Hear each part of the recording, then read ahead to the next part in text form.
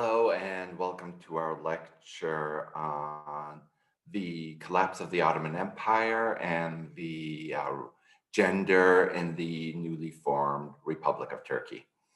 So from this point onwards, we're entering the 20th century Middle East. We're going to be talking about the modern process of feminism, but also its role and relationship with this other modern process called nationalism. And nationalism, what makes it modern, it is essentially a means of to manage the masses and make their loyalty to the flag and country, to fix their loyalty to flag and country. Because in the pre-modern era, what was your loyalty to? Well, it was to your family, clan, or tribe. Empires weren't successful at creating nations because, well, by definition, empires includes lots of people speaking different languages, as did the Ottoman Empire. When it collapsed, we're going to see the nations that emerge in its as a result of its collapse.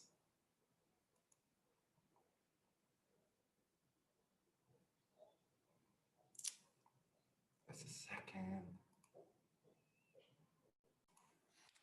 So let me get you to the lecture.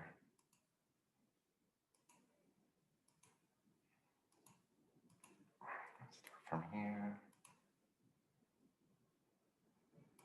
Okay. So yes, this lecture is looking at from the Ottoman Empire to the Republic of Turkey. Just major events. So the Ottoman Empire has been with us for a while. Should be the Ottoman Empire loses as a result of joining World War I in 1918. And then from 1919 to 1922, you have a Turkish War of Independence led by a former Ottoman general named Mustafa Kemal Pasha. And then just the only other major event that has an implication for gender relations in Turkey is the election of Tayyip Recep Erdogan in 2001 as prime minister. And that will be the second part of this week's lecture, looking at the transformation that occurred under his premiership. So let's kind of review a good number of the primary documents that we used to construct the lives of women at the time of the Ottoman Empire were written by outsiders, such as this Genoese woman who was able to access the harem. You don't exactly have harem women writing memoirs, My Life with the Sultan, or Romancing the Sultan. Yeah, it just wasn't done. So in other words, yeah, from at least for elite women, the primary sources we depended on came from Western observers who saw something inherently different that was worthy of documenting for European audiences. Let's compare this Genoese woman, and we did have the correspondence of a woman later, who was in Egypt. But I want you to look at the life of Lady Mary Wortley Montagu as a fascinating case study of what she reports. So not only is her primary source very important, it's the impact she had back in her native England following her life in Turkey. She was the wife of the English ambassador to Turkey. And let's look at this popular historical article. The author, oh, sorry, I realized, do I have the author? Yeah, Thomas Hager. All right. What is he telling us about? The life of this woman. Now, this is coming from a book he wrote on 10 drugs that changed the world. Okay, so we get kind of very superficial description. She's pretty, witty, and indulged. How did women get an education in pre-modern times? Well, if you are lucky, extremely lucky, Your father would hire a tutor to come to the house. Okay. But in this case, in pre-modern times, if a woman wanted to be educated, she had to be self-taught. And she was lucky because she had access to a private library. Okay. In other words, mass-published books were available on her bookshelf. So she taught herself Latin. Now, corresponded with bishops. How is that part of our education? Who were the professors in England around this time? They were all members of the clergy. Engaged with her family social circle, and then, of course, tried to resist societal patriarchy by becoming something that was rare at that time, a female writer.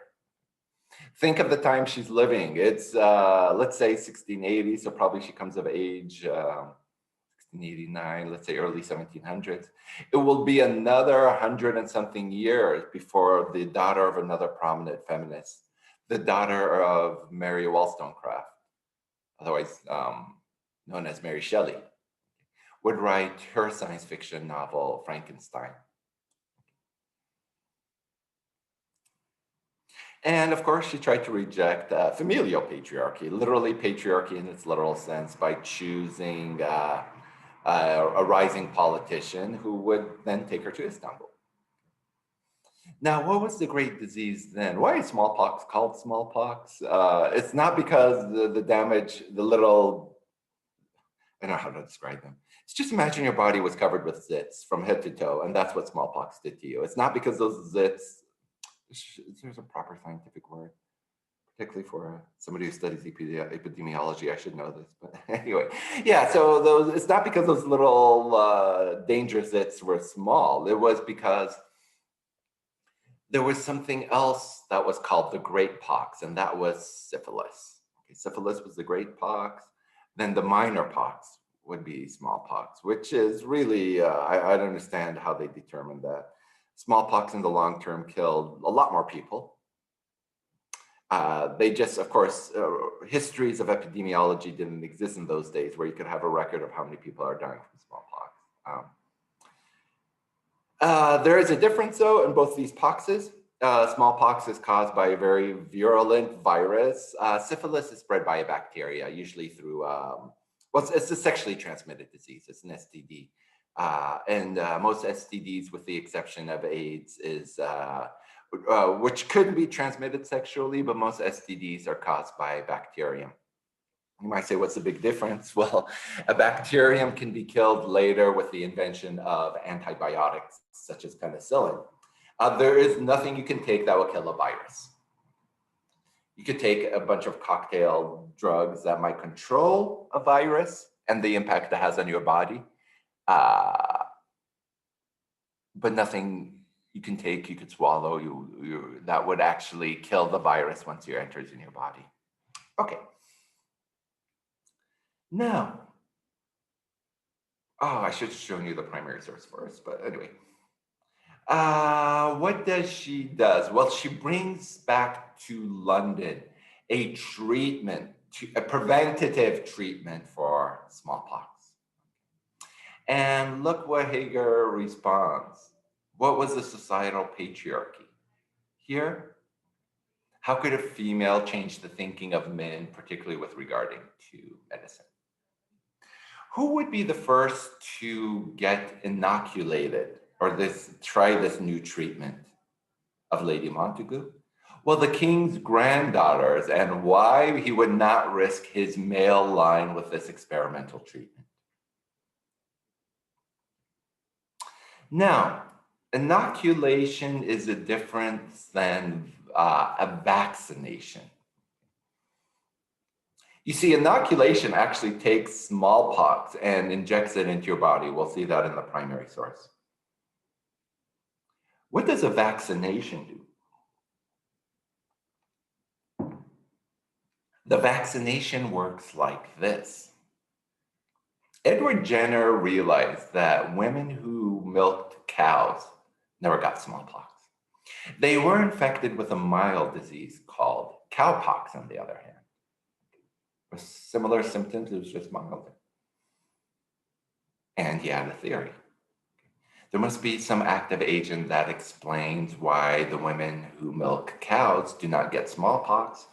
His theory was this: cowpox is so similar to smallpox that if you contract the less deadly cowpox, your body is trained to recognize its cousin smallpox and prevent it from entering your body. And there's a biological reason for this. Smallpox was a virus that evolved from cows, so they are distant relatives. It just emerged from cows and it's much more deadlier cousin. And so what did he do? He took cowpox. Or like, let's say the material that causes cowpox, and injected a boy with it. And then what did he do? He injected that boy with smallpox itself, a very live active version of it, and sure enough, the boy didn't get sick. In honor of the animal that was crucial to this experiment, we call that process vaccination. And what is simply a vaccination? You are injecting something related to the virus you're hoping you want to avoid, with the idea of training your immune system, of recognizing it, and thus activating its defenses to prevent it from spreading in your body. That's why COVID is causing such havoc. It's because our bodies have never been exposed to a coronavirus that looks like COVID-19. Thus, our immune system doesn't recognize it or lets it pass through the radar and does nothing about it. By the time COVID starts to wreak its damage by hijacking our cells, then the immune system goes into overdrive, trying to kill the process, and in some cases, killing us in the process. Lady Mary doesn't get credit for her radical experiment. Jenner does.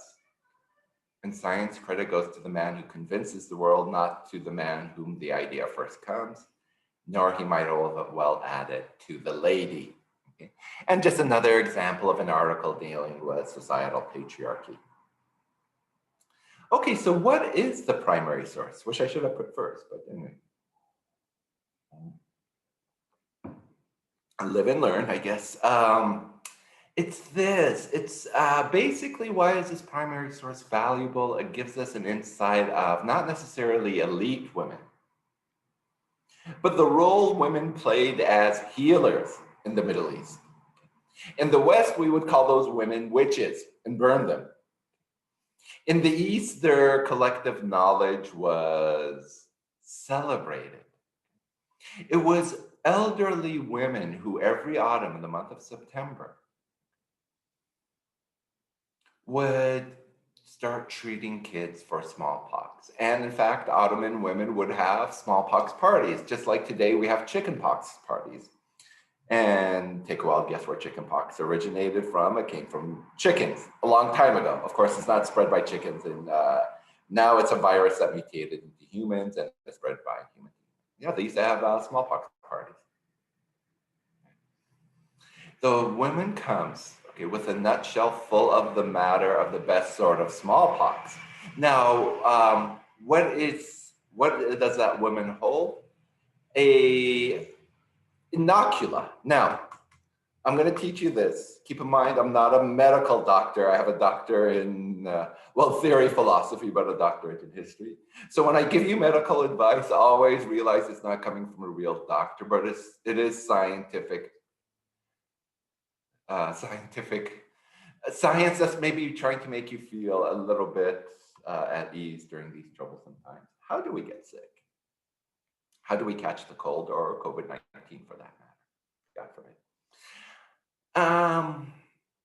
You catch it by being exposed to a person's inocula. Okay.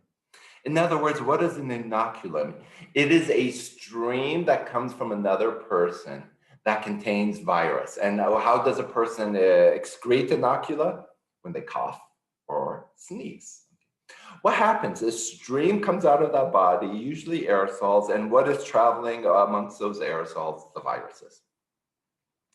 You have to be in close proximity to that person where you breathe in or suck in their inocula. Maybe imagine it as a cloud, okay? And there has to be such a density of viruses in that inocula. In other words, it's not contracting COVID.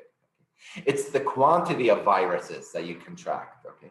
where just one lucky virus has to just connect to a cell in your nose or mouth and start replicating. That's how you catch the disease. That's why we wear masks. We wear masks to prevent inocula from spreading. In other words, where do we get the word inoculation from? What do these women have? Inocula. In other words, inoculation is taking the actual virus, okay, and within a significant amount, injecting it into a child. But this is the thing, inocula, what did I say? It's about numbers, how much of a wave. Inject a small amount of the virus, as they're doing here. It doesn't overwhelm the body, but at the same time treats the body to recognize it the next time around, so that if in the course of your life you get exposed to a huge inoculum of smallpox virus, your body is now trained to recognize it and shut it down before it starts hijacking your cells. That's the way inoculation works. It's a bit risky, okay? But this is what's happening because you are injecting yourself with a virus. Vaccines work a bit different. Vaccines are inactive agents of the virus that still do the same work. They train your body to recognize the real virus when it comes. Okay. So yeah, you see what she does here. She asks what vein you want to have open, and with a large needle. Most likely this is a mistranslation. Most likely the device is called a lancet, which kind of lances your vein, yeah. And then she just, binds up the wound, and that's the old-fashioned inoculation process. Now, let's pause here.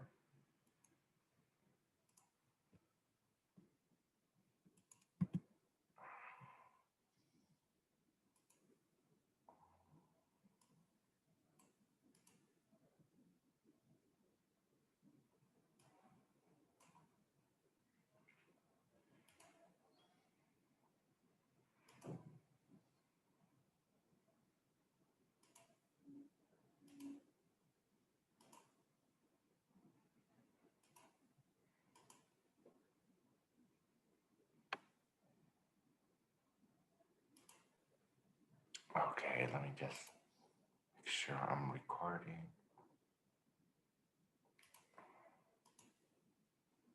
Am I recording? Yes, I am. Okay. The next primary source, again, is a familiar setting. It's the harem. It's just much later in our history. Look at this exchange again between the Western visitor and the harem woman. Where this foreign woman is saying to the woman in the harem, you should go to Paris to study. The woman in the harem goes, what for? Okay. And the European says, I think you have a talent which is wasted in the harem. And then she just assumes the harem woman is unhappy. And then what does the harem woman say? Happiness comes from not what we possess, but from what we let others possess. And no amount of fame would have made me leave my home and go among alien people to learn their ways of doing something which I take pleasure in doing in my own way. She kissed me twice on the cheek and put me down by her and said, you are a dear little one. In other words, she's kind of schooling the European, because the European goes into this harem thinking this harem woman needs to be saved, okay? But she kind of redirects the attention to her, to the European woman, saying, I'm used to doing things my way. I'm used to this life. Why would I want to risk and change everything for that purpose? All right.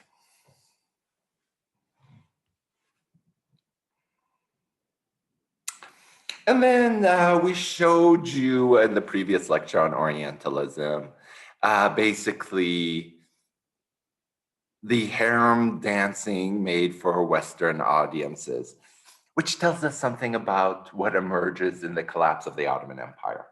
The Ottoman Empire collapses. Okay. But what can we say about religiosity in the Ottoman Empire and what emerges in the Republic of Turkey? Well, again, we depend on primary sources like this, the invention of the camera, to give us an idea that, yeah, women were fully veiled in going out in public in the empire. And this is a street scene in the crowded city of the capital, Istanbul. Do you notice the woman of African heritage here? Yeah, remember the Ottoman Empire used to take part in the slave trade. Okay. Again, a woman, and again, with the invention of cameras, these serve as our primary sources at a cemetery. Ottoman peasant women, as they're called. And for the peasants, I'm not sure who's taking their picture because it's quite expensive, but nevertheless, we have this primary source. Gives us an idea of kind of the appearance. And yes, they would be veiled for the camera. And this also gives us an idea of how young children are not veiled.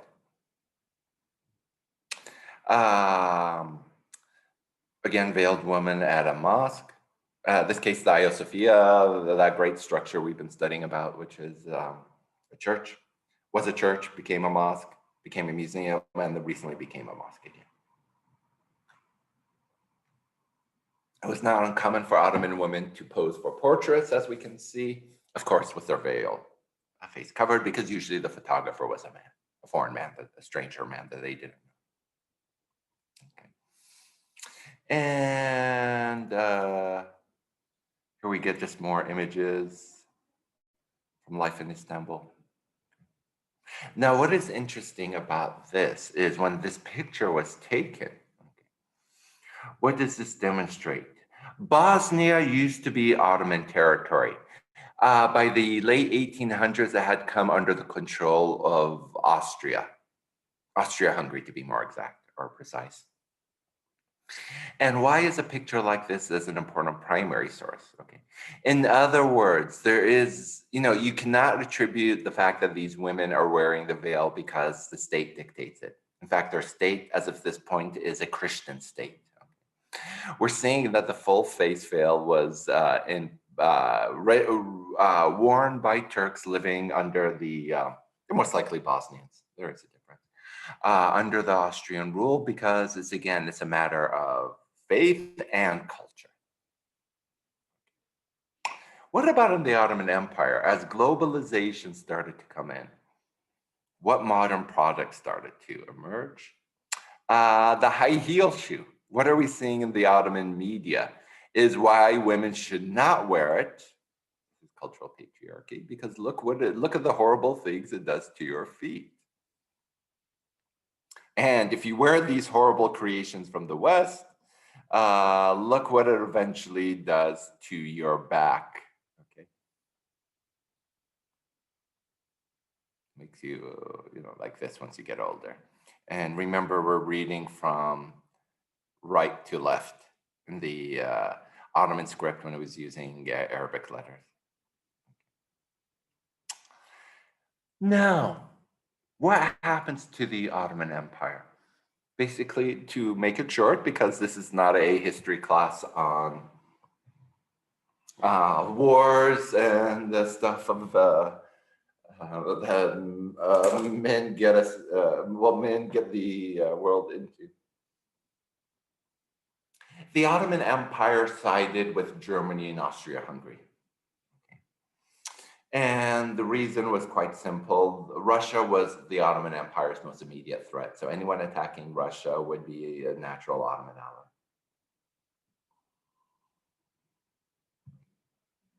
The Ottoman Empire lost. As a result, the domains of the Ottoman Empire were carved up. The Ottoman Empire's Arab lands went under direct control by the French and British.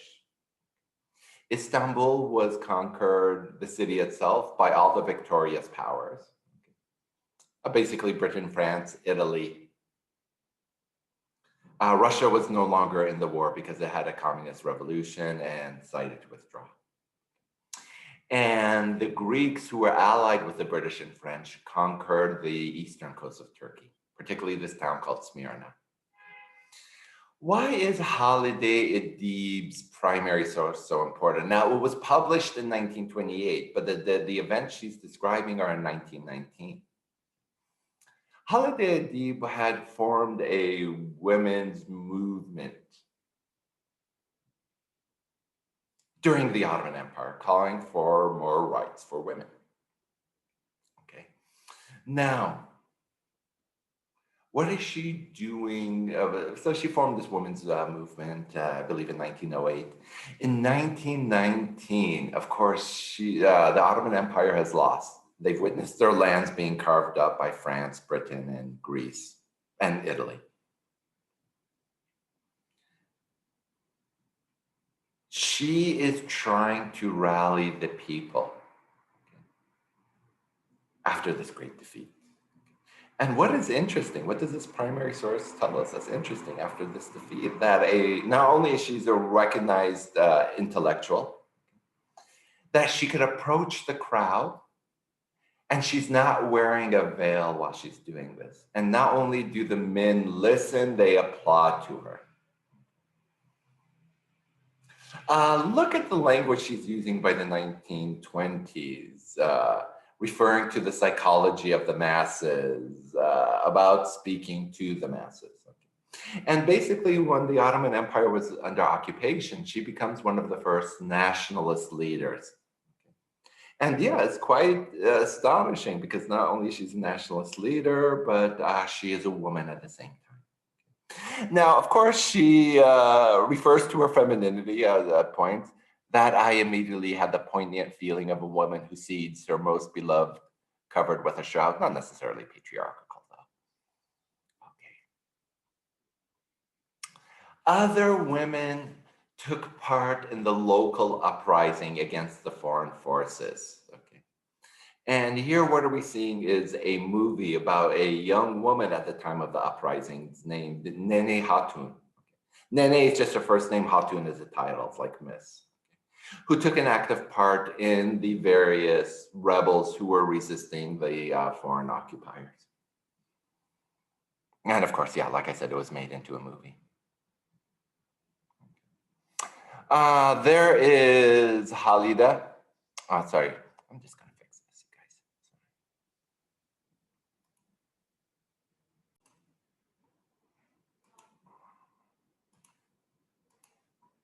Okay. And of course, here we see her by this military commander called Mustafa Kemal. Okay. And Mustafa Kemal was a former Ottoman commander who fought at the Battle of Gallipoli against an invading British army comprised of Australian and New Zealand recruits from New Zealand. And you can see what happens with the formation of the Republic of Turkey. Here you see a movie made about her life, okay? And notice the men being led into battle, riding on horseback, the masses rising up with her face at the top. So she is, you know, quite a prominent leader in the kind of Turkish nationalist imagination. What did Ataturk do upon leading a successful military campaign against the foreign occupying powers? The Sultan was removed. And what formed in the place of what remained of the Ottoman Empire, the Republic of Turkey. And Mustafa Kemal became its first president. And we refer to the changes he made to the Ottoman Empire as Kemalism. Okay. What were the modernizing? And that's it. His reforms are called the modernization of the Republic of Turkey, or the modernizing reforms. What mass measures did he institute? Well, not related to gender. He instituted state control over industries. In other words, the means of mass production would be controlled by the state. The enforcement of mass education for girls and women. And to take out pre-modern scripture in the modern law code. In other words, a complete adoption of secularism. And what makes secularism modern? Well, it's basically the argument that our state is based on modern Enlightenment ideas with no influence of pre-modern religious dictates. That was Ataturk's legacy. Law would be a secular law. The only elements of Islamic law that were retained dealt with personal matters such as divorce and inheritance. Now, if we saw the images from the Ottoman Empire and look at the images here, there's something very modern going on. Any woman who wanted to take part in public life were encouraged to not wear the veil. In other words, you had masses of women disregarding the veil as a symbol of pre-modernity. And that phenomena that began as a result of Ataturk's legacy is still it's still a dividing line in Turkey to this very day, veiling or not veiling. Because like in the Western world, when we see a woman with a veil, that signifies they are not like us. In Turkey, a non-veiled woman who sees a veiled woman says, that woman is not like us. She's not like the secularizing elite that are loyal to Kemalism and the Republican ideals. Now, what if I told you this? Unveiling was the means of patriarchy of the state. It's still patriarchy of the state. How so? Well, let me explain it this way. Okay. You see, oops, sorry. Wait, sorry, just these guys, ooh, you're getting in my way.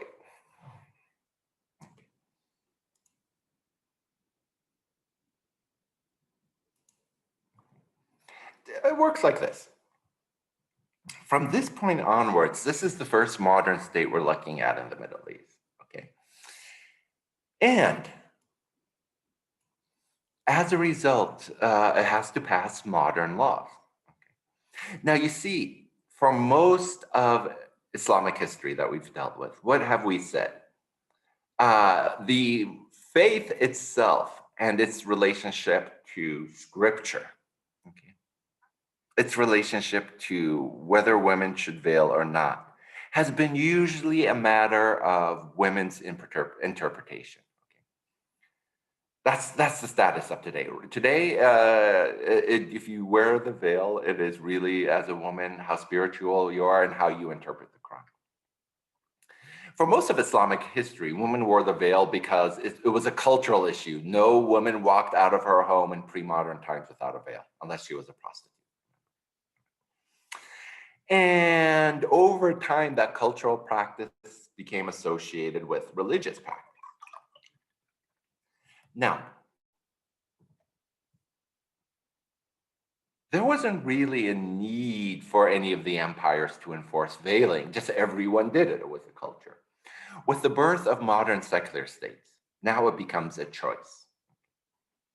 However, in the 20th century, we also see now the birth of states that are not secular, okay, and who do not make it a choice. We're going to see three examples. We already looked one, Afghanistan, Turkey, and Iran, that encourage women not to wear the veil. Okay. And by that sense, it's patriarchy, you see. You are men in the state dictating to women how you should dress. If you were a veiled woman then in, let's say, the 1930s, who dreamed of a job in the Turkish government, you could not get it because the state says, as a patriarch, this is how you have to look to be one of us. You have to not wear the veil. So yes, with this emergence of states, now you had these modern institutions that dictated to the masses who were women how you should appear in public. Now, Kemalism gave significant benefits to women. Okay? There's no doubts about that in terms of granting education, and this is the other major thing that we're going to see later. It allowed women, it mandated that women get a percentage of seats in parliament. Okay? Relatively speaking, look, Turkey is what was an Islamic country in 1934. women got the right to vote in Turkey. In other words, women, the masses who are the women of who were women in Turkey got the right to vote. Compare that to secular France, where women did not get the right to vote until I'm not sure, 1944 or 1945. So even a decade later than Turkey. In Turkey, it was, now having said that, women were not forbidden to wear the veil. They were encouraged by the state not to. However, if you wanted a public job, and what were public jobs? Teaching at a public school, entering parliament, any kind of government ministerial job, there you were forbidden from wearing the veil. Now, not only the teachers were forbidden, all education was public, remember? Nationalization, right? You could not wear the veil and enter a university under these new, okay, so, and in other words, great, women are getting education, but there's still something patriarchal there. They have no choice, okay? They are forced to unveil if they want to get an education. Why is this important? And this is an important point for you to keep in mind now from this point onwards in the class.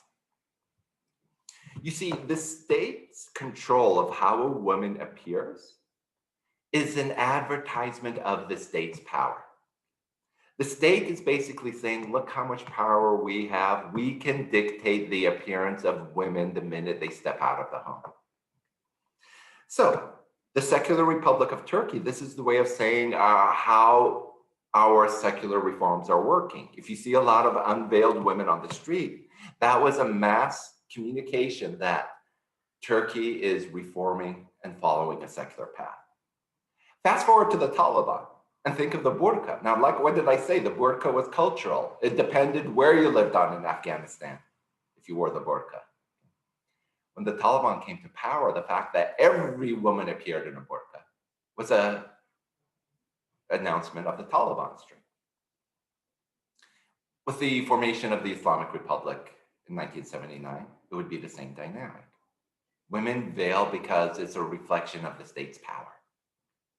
And in Saudi Arabia, the same.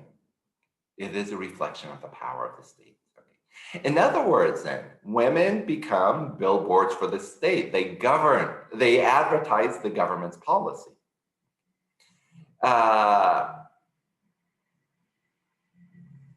In other words, why does the state regulate clothing? Because the state could. And that's the key. It's really about power. So in other words, when the state gets involved in veiling or unveiling, that's patriarchy to the state. If the state doesn't really have a policy on veiling, think of I'll just pick the state I come from, Iraq, then that's it. You don't have patriarchy of the state in that regard.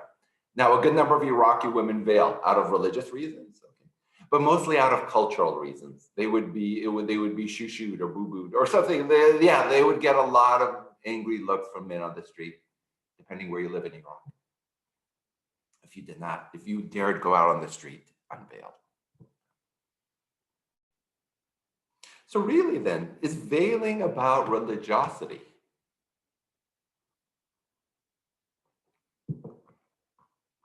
In the Middle East, okay? It is really a demonstration of the government's ability to shape their citizens, right? Okay. So in other words, we're going to look at Mustafa Kemal Pasha. Now, one person he influenced, we already looked at, the King of Afghanistan. Another person he influenced, we're going to look at the next lecture, the Shah of Iran, the King of Iran. Okay. In other words, all three leaders look progressive and modernizing. But it's something a bit different, right? Basically, what you're doing is this. For the most of history, it was usually the man or father. I'm saying this for the most of history, who used to say to the women, "There's no way you're going out of my house unveiled." Okay. So in other words, what happens in Turkey? What is the state able to demonstrate? We can go all the way into your home and overthrow the private patriarchy of the father or brother or husband. Okay? And by allowing women to enter the public space without a veil, what is the state doing? It's replacing private patriarchy with another form of public patriarchy. That's the key to understanding veiling. So let's go back to the lecture. So I really wanted you to get that, and that's why I went away from the lectures, because this is an important point going forward.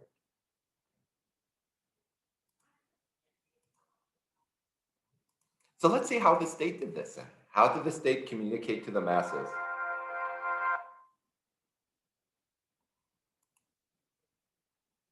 How to dress. Look at this speech by Mustafa Kemal Ataturk in 1927. If women do not share in the social life of the nation, we will never be attain our full development. Replace that word with modern. We'll never be modern. Okay, we will be backward. We'll be pre-modern. Okay. In other words, why did Ataturk want a modern Turkey? So it could be equal with countries of the West, and it could defend itself from those countries. Look at sentence number 2. I've seen some women who put a piece of cloth or towel or something like that over their heads. He knows the word for it. He knows it's called a hijab. Or in Turkey, they have a different word for it. But anyway, he knows the word for it. The fact that he is calling it a towel or a cloth or something like that overhead is his way of demeaning it. Now, this is the irony. Look at his audience. Gentlemen, can the mothers and daughters of a civilized nation, in other words, modern nation, adopt this strange, barbarous posture? It makes us the object of ridicule. That's patriarchy of the state. That is Ataturk basically dictating how women should appear in public.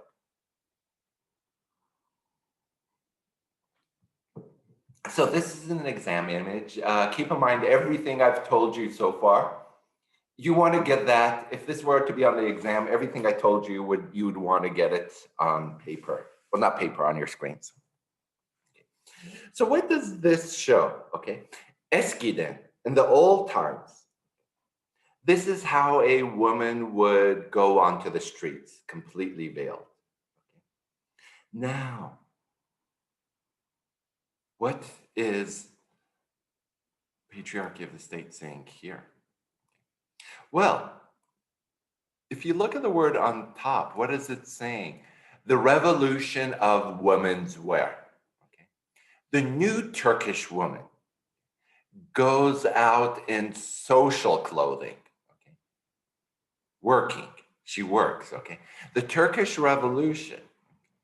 This is the greatest. Sorry, if you want to understand how Turkish works and why am I having trouble with the translation, is this. Do you guys remember how Yoda spoke in Star Wars? Kind of like backwards? That's basically Turkish. Turkish is basically speaking like Yoda, exactly in that order. So that's it. I'm not following the order. In other words, so let me do this here. Yeah, this is the greatest effect of the Turkish Revolution on women's life, the ability. And do you notice it reflects the timing? What does the liberated woman look like in that times?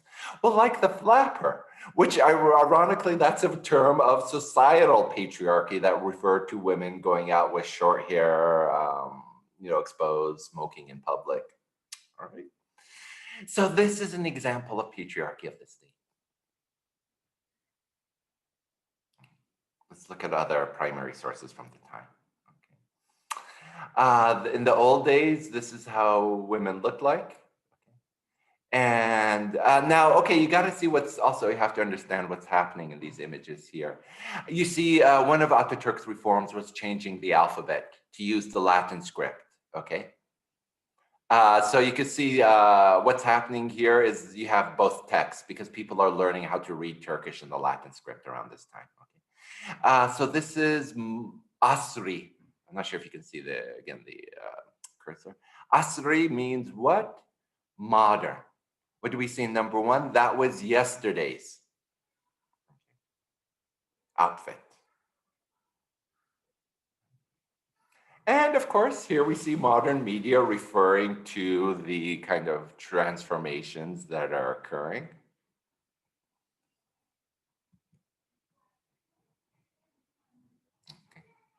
And, but you see, this is from the New York Times, but do you even see the imagery from the New York Times is a bit Orientalist, wouldn't you say? Just by nature, assuming the how Turkish society is kind of reduced to these characters that caricature. Oh, you know what I'm trying to say, from Aladdin, from these cartoonish figures from Aladdin. Okay. Ah, it's been 50 minutes. Okay, so let's take a break here and we'll continue.